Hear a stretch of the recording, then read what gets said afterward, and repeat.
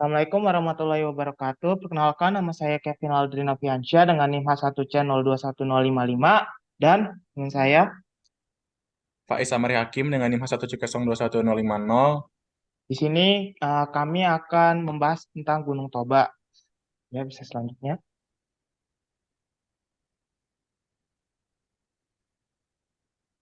Nah, pada kali ini kita akan membahas 10 topik, mulai dari nama, tempat gunung api, sampai cerita rakyat yang berkembang. Boleh lanjut.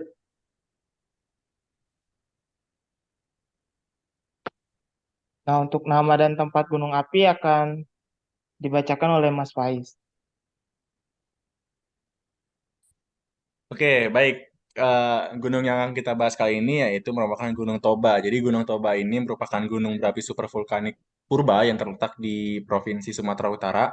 Lebih tepatnya berada di titik koordinat 2,68 North, 98,88 derajat East. Oke, dan lanjut. Nah, selanjutnya ada proses tektonik dari Gunung Toba. Ya, bisa dilanjut. Nah, proses tektonik ini merupakan tumbukan antara lempeng Indo-Australia sehingga memicu terbentuknya sesar geser besar yang disebut dengan zona sesar besar Sumatera. Sesar ini memanjang hingga 1.700 km dari Teluk Lampung hingga Aceh. Hampir semua gunung berada di Sumatera berdiri di atas sesar raksasa ini. Sehingga setelah terjadinya tumbukan, maka akan menunjam salah satunya dan akhirnya membentuk gunung, yaitu Gunung Toba sekarang. Ya, bisa dilanjut.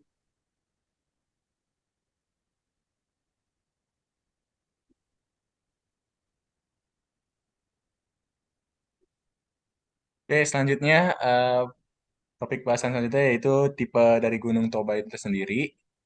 Nah, jadi menurut beberapa literatur, Gunung Toba Purba ini merupakan tipe gunung strato atau gunung yang mengerucut. Gitu. Gunung strato ini tipe full tipe erupsinya itu masif, terus juga eksplosif seperti itu.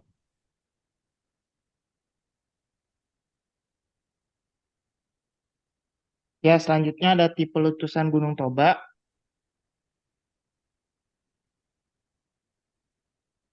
Nah, tipe letusan Gunung Toba tersendiri diklasifikasikan sebagai supervulkano dikarenakan letusan gunung api ini memuntahkan magma minimal 300 km ketika meletus.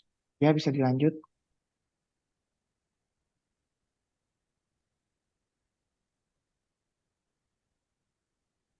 Kemudian sejarah dari letusan Gunung Toba di tahun di tahun sebelum 74.000 tahun sebelum sekarang itu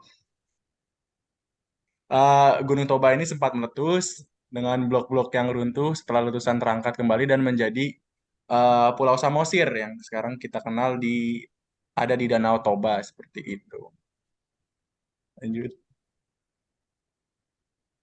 Kan yang mana materi letusan sebagian besar berupa campuran gas dan magma yang sudah mengepung menjadi abu vulkanik. Akibat kuatnya tekanan menyala bercampur dengan fragmen-fragmen batuan lebih tua berasal dari dinding celah-celah gunung. Awan vulkanik berapi ini terlempar kemana-mana dan endapannya menuruni dataran rendah di sekeliling Danau Toba, terutama ke dataran rendah luas di sebelah timur laut, yaitu area pematang Siantar.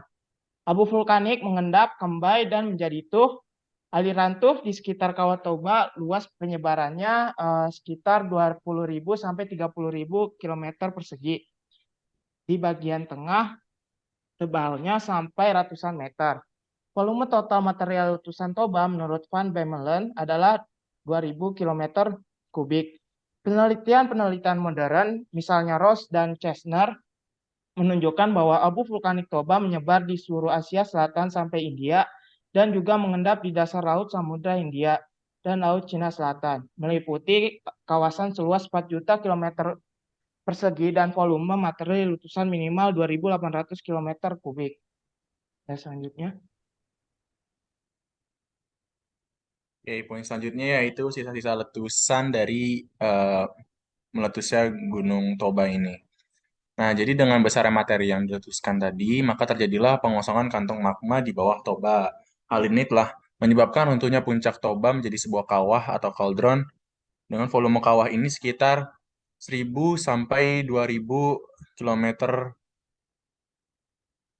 kubik. Nah, runtuhan puncak Toba di bagian tengah kulminasi Batak ini terjadi melalui patahan-patahan terban atau sesar runtuh yang kini membuat gawir-gawir sesar atau dinding patahan yang curam ratusan meter tingginya di beberapa tempat di sekeliling Danau Toba. Di bagian barat, patahan-patahan terban ini memotong sesar Sumatera. Kawah runtuhan ini kemudian diisi air melalui air hujan atau sungai-sungai yang mengalir menuju Depresi Toba. Setelah diisi air, jadilah kawah gunung api yang kini dikenal sebagai Danau Toba. Kemudian terdapat juga pembentukan Pulau Samosir, yang Pulau Samosir dan Semenanjung Uluan semula adalah bagian puncak Toba yang juga tertutup material tuf hasil letusan Toba. Dalam proses pembentukan kawah akibat runtuhan seperti diterangkan di atas, puncak Toba ini terangkat kembali oleh aktivitas tektonik dan magmatik setelah letusan Toba. Pulau Samosir kemudian terangkat miring ke sebelah barat, bagian barat landai, dan bagian timurnya cukup curam. Semenanjung Uluan terangkat miring ke timur, jadi Pulau Samosir dan Semenanjung Uluan adalah bagian kawah Toba yang terangkat kembali. Ditemukannya endapan danau diatomite di Pulau Samosir menunjukkan bahwa Pulau Samosir pernah berada di bawah muka danau. Bila diperhitungkan, pulau ini telah terangkat paling sedikit 700 meter sejak letusan megakolosal Toba terjadi.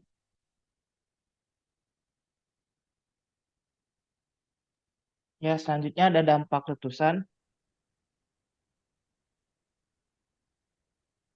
Nah, dampak letusannya yaitu pertama, letusan ini setara dengan 21 bom Hiroshima. Yang kedua, perubahan iklim musim dingin vulkanik. Dan yang ketiga, penciutan jumlah manusia.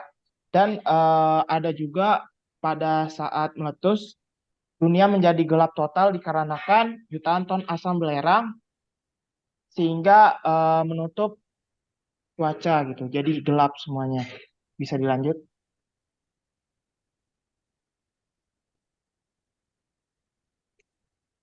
Oke, jadi poin selanjutnya itu jenis pemantauan aktivitas gunung api dan Gunung Toba ini. Jadi Gunung Toba ini dianggap sedang istirahat, namun tetap dianggap sebagai gunung aktif dengan pemantauannya yaitu dilakukan pemantauan kontinu, yaitu metode pemantauan secara kontinu yang memerlukan sistem pengiriman data melalui transmisi gelombang elektromagnetik. Juga ada satu jenis metode lagi yaitu pemantauan episodik, yaitu data yang diambil melalui survei lapangan pada waktu yang berlainan langsung di lokasi pengamatan. Seperti itu.